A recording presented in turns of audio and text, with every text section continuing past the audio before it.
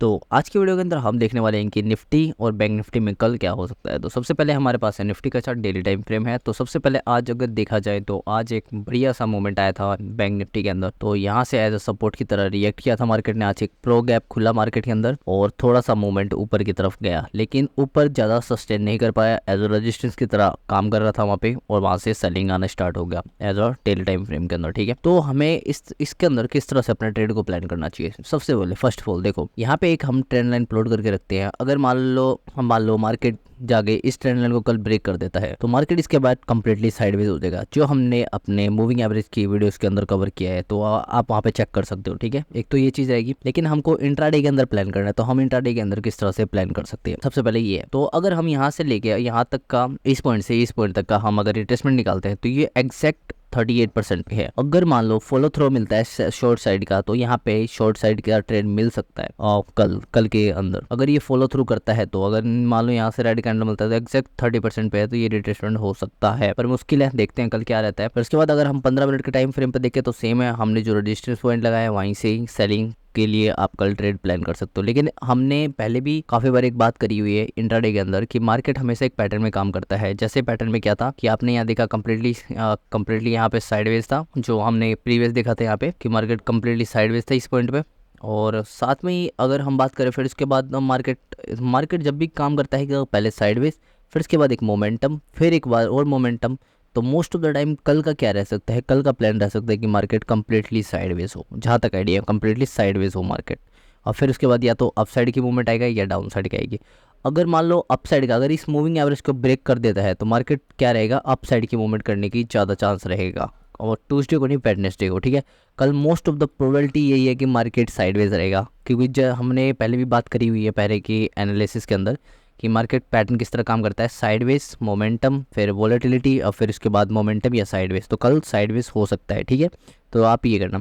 अगर साइडवेज नहीं होता है, मान लो अगर मार्केट कल साइडवेज नहीं होता और ये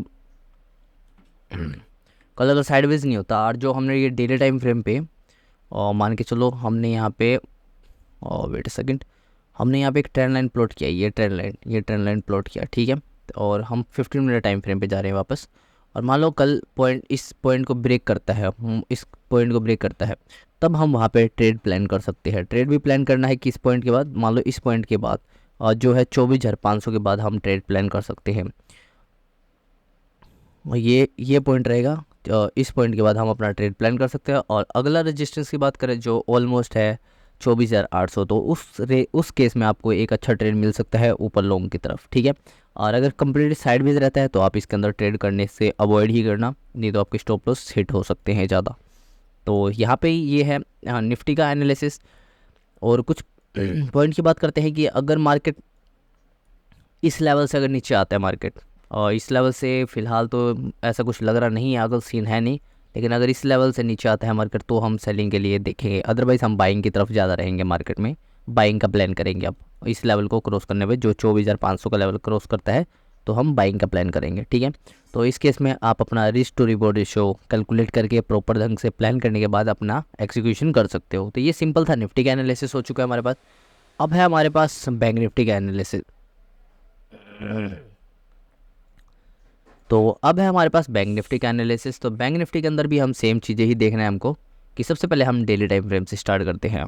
डेली टाइम फ्रेम, तो डेली टाइम फ्रेम में अगर आप देखो तो ये कंप्लीटली 40 सपोर्ट पे है। ये ऑलरेडी एक जोन में है जो कंसोलिडेशन जोन में है। ये आप यहाँ पे देख सकते हो, ये काफ़ी टाइम से एक ही जोन के अंदर चल रहा है मार्केट। ठीक है, कंप्लीटली कंसोलिडेशन जोन में है।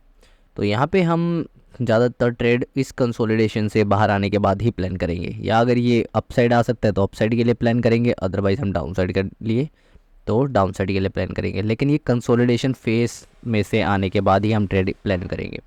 तो ये था हमारा बैंक निफ्टी का एनालिसिस।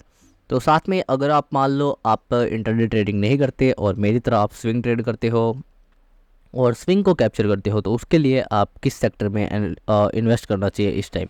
तो उसके लिए भी हमारे पास एक सेक्टर है जो इस समय सही चल रहा है बिल्कुल परफेक्टली। तो वो सेक्टर है हमारे पास, वेट अ सेकेंड, हम एक बार ढूंढ रहे हैं यहाँ पे, कहाँ गया कहाँ गया।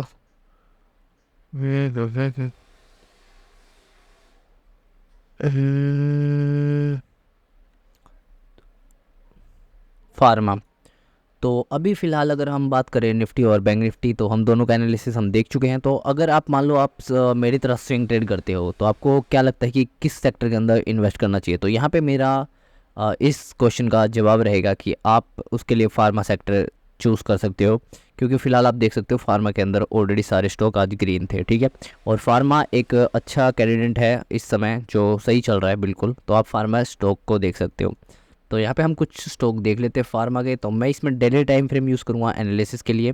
तो daily time frame as a support पे है और वीकली टाइम फ्रेम ऑलरेडी 60 से अबाव चल रहा है ये।